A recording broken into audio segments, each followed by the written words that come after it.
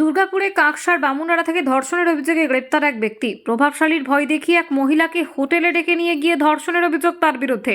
ধৃত ব্যক্তির নাম দিব্যেন্দু। জানা গিয়েছে যে কলকাতা সহ আসানসোল, দুর্গাপুরে ব্যবসা অভিযুক্তের। দিব্যেন্দু নামক ওই ব্যক্তির বিরুদ্ধে অভিযোগ, কাজের নাম করে মহিলা কর্মীদের নানানভাবে হোটেলে ডেকে নিয়ে গিয়ে এই ব্যবসায়ী নাকি শারীরিক হেনস্থা করতেন। যে মহিলা দিব্যেন্দু নামক ব্যবসায়ীর বিরুদ্ধে অভিযোগ জানিয়েছেন তার সাথেও একই ঘটনা ঘটেছে। তবে ওই মহিলার সঙ্গে আপত্তিকর কিছু ছবি এবং ভিডিও নিজের মোবাইলে রেকর্ড করে রেখে দিয়েছিলেন ওই ব্যবসায়ী। সেই সমস্ত ছবি এবং ভিডিও ভাইরাল করে দেওয়ার নাম করে ব্ল্যাকমেল করে ওই মহিলাকে শারীরিক হেনস্থা এবং ধর্ষণের ঘটনা ঘটিয়েছেন বলে অভিযোগ দিব্যেন্দুর বিরুদ্ধে। শুধু তাই নয়, এক প্রভাবশালীর ভয় দেখিয়ে ধর্ষণও করা হয়েছে বলে অভিযোগ উঠেছে। ইতিমধ্যে ওই মহিলা দুর্গাপুর থানায় লিখিত অভিযোগ দায়ের করেছেন। তারপরেই তৎপরতার সঙ্গে দুর্গাপুর থানার পুলিশ অভিযুক্ত দিব্যেন্দুকে গ্রেপ্তার করে। এদিন দুর্গাপুর মহকুমা আদালতে পেশ করা হয় অভিযুক্তকে। নিজের বিরুদ্ধে ওঠা সমস্ত অভিযোগ অস্বীকার করেছেন অভিযুক্ত দিব্যেন্দু। পাল্টা চক্রান্ত করে ফাঁসানোর অভিযোগ তুলেছেন তিনি। এই ঘটনাকে কেন্দ্র করে উত্তেজনা ছড়িয়ে পড়েছে দুর্গাপুরে। দুর্গাপুর থানার পুলিশ অভিযুক্তকে জিজ্ঞাসাবাদের জন্য নিজেদের হেফাজতে চেয়ে আদালতে পেশ করেছে অভিযুক্তকে। হ্যাঁ পুরোপুরি। হ্যাঁ পুরোপুরি কি বলছেন? পুরোপুরি খাতানো আছে।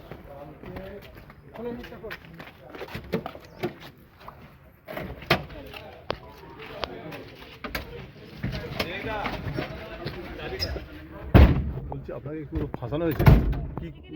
কতদিনকে হয়েছিল ঘটনাটা? ঘটনাটা হয়েছিল যে উনি আমাকে অনেকদিন ধরেই শারীরিকভাবে অনেক প্রস্তাব দিয়েছিলেন। আমি ওনার কোম্পানিতে 2 বছর ধরে কাজ করতাম। তো লাস্ট ইয়ার সেপ্টেম্বরের ওই সেম জিনিসের জন্য আমি ওনার কোম্পানির কাজটা ছেড়ে দিই। 6 মাস পর এই বছর মার্চ মাসে উনি আবার আমাকে কন্ট্যাক্ট করেছিলেন ওনার কোম্পানিতে কাজ করার জন্য। তো উনি আমার থেকে সরি বলেছিলেন আর কোনোদিন কুপ্রস্তাব দেবেন না, কিছু করবেন না। তো আমি আবার ওনার কোম্পানিতে মার্চ এপ্রিল থেকে কাজ করা স্টার্ট করি।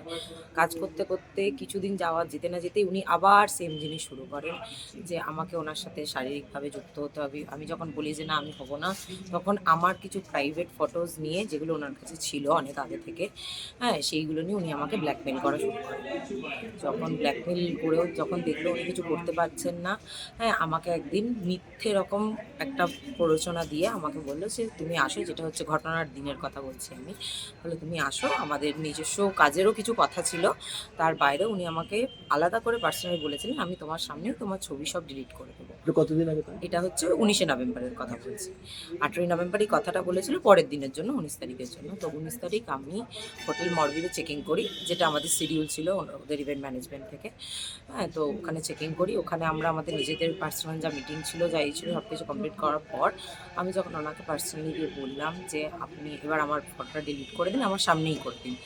তো উনি সেটাতে নারাজ। তো সেটার সঙ্গে ওনার সঙ্গে তর্কাতর্কি হয়, হাতাহাতি হয়, ঝামেলা হয়। তারপর উনি আমাকে খুব বাজেভাবে মারা শুরু করেন। আমাকে লাথি, ঘুষি, ধাক্কা মেরে ফেলে দেওয়া, আমার পেটে ঘুষি মেরেছে, পিঠে লাথি মেরেছে। তারপর চুল ধরে রুম থেকে টানতে টানতে, ঘষ্টাতে লিফট অবধি নিয়ে গেছে, ফ্লোর থেকে শ্লীলতাহানি করেছে। ওখান থেকে আবার লিফট থেকেও চুল ধরে ঘষ্টাতে টানতে টানতে আবার আমাকে রুম অবধি নিয়ে এসছে, ওখানেও মেরেছে, বারবার মেরেছে, মুখে মেরেছে, সব জায়গায় মেরেছে।